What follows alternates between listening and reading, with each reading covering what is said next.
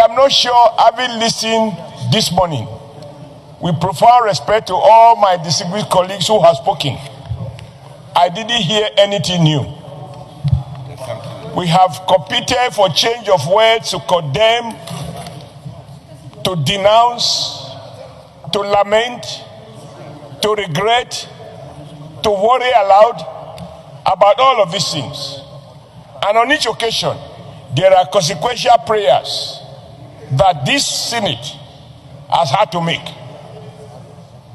What I want to say this afternoon with profound respect is that it doesn't appear to me that we have carried out audit. By this I mean to refer to each of those resolutions that we have passed in the past, to ask ourselves, as a consequence, what specific actions has been taken based on those resolutions. If past resolutions did not change anything, why should we believe that today's own will be different? And if today's own will not be different, why should we waste our precious time on it? I want to draw your attention, Mr. President, to one particular one, because everybody in Nigeria must be accountable, whether you are under arms or you are armless. We all lamented, we were shocked about war kidnapping that took place in Kebbi. And it was reported, and the governor of Kebbi State cried aloud that military personnel that were in that particular school were ordered to be withdrawn. And about 40 minutes later, the kidnappers came and cut away about 200, I can't remember exactly the number of children. This Senate, under your leadership, we passed a resolution that the military high command should disclose the name of that officer, the action that had been taken against him, to satisfy us that that action was not willful, or that people who are trusted to protect us, that some of them have not become part of our problem. Mr. President, I have always tried to be present in every day that this Senate sit. As I speak, I am not aware that we have gotten a response to that simple inquiry. If the armed forces is not accountable, if we do not carry out due audit and oversight on resources that we have all been blackmailed to appropriate to protect Nigeria, and we come here lamenting that the things is now taking over the country, I think we need to do more than that. We need to carry out security audit. Money appropriated. Who got what? How was it used? And I still insist that this Senate is entitled to have a reply to the question we unanimously ask.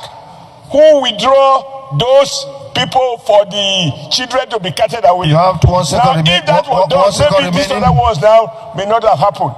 I associate myself with whatever we feel we can do, but I believe that any time we pass a motion, we are entitled to know the feedback arising from the response of the appropriate agencies. Thank you very much. Your time is up. Is directed to. Last but not the least, Senator Sani Musa, please give additional prayer. Senator Oshiomhole. Prayer. That while we commend Mr. President and Commander-in-Chief of the Armed Forces for all he has done and all he's doing to provide leadership, that we call for comprehensive audit of all the released to the armed forces, because there seems to be a gap. It's okay. You have said your prayer. Seconder? Senator Sani Musa? No seconder?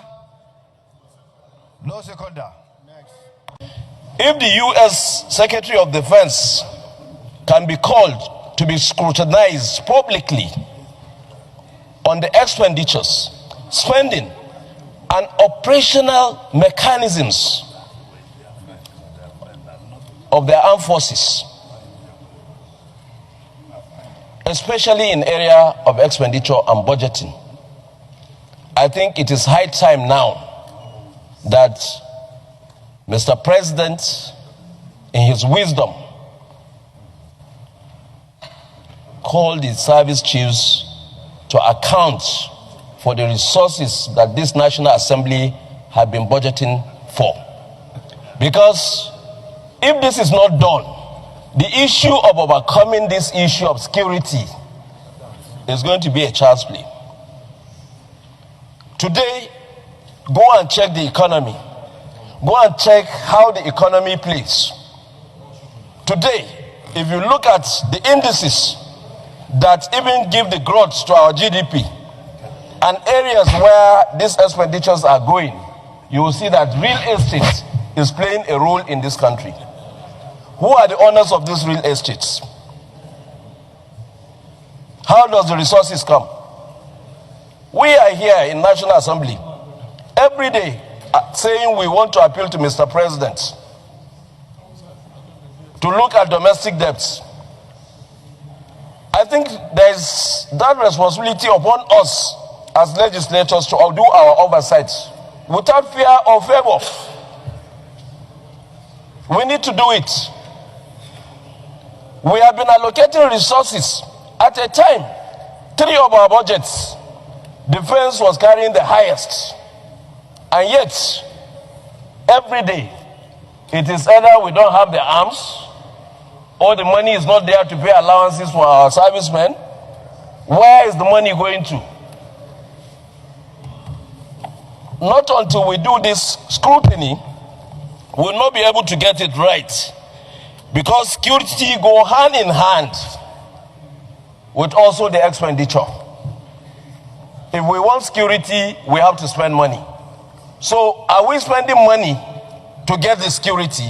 That is the question that we need to ask ourselves. Thank you, Mr. President. Thank you.